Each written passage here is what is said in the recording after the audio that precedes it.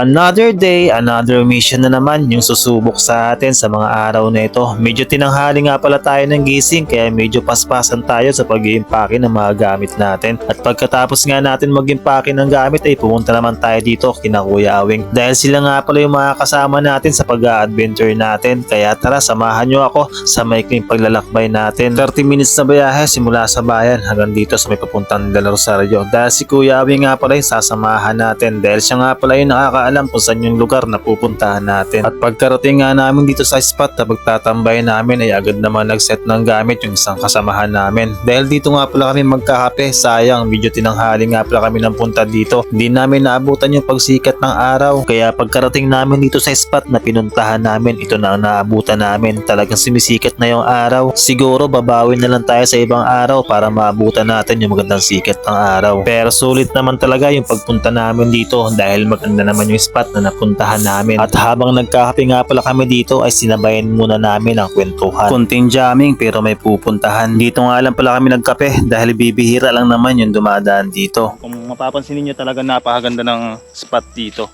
Kaso medyo madamo lang yung tabi ng karsada kaya hindi natin makita yung magandang view. Yan, meron nga pala tayong mga kasamahan dito, si Third, tapos si Kuya Awing, Arwin Vlogs, ayan. At pagkatapos nga namin magkape ay pumunta muna kami dito sa may parting ibaba para matanaw namin yung kagandahan ng kabundukan. Kung may alam nga pala kayong magandang spot, baka pwedeng pa-comment naman sa comment section natin para mapuntahan natin. Dahil marami pa nga pala tayong pupuntahan ng mga magagandang spot dito. Kaya stay tuned lang, marami pa tayong i-upload ng mga magagandang spot. Bago ang lahat, thanks for watching, salamat!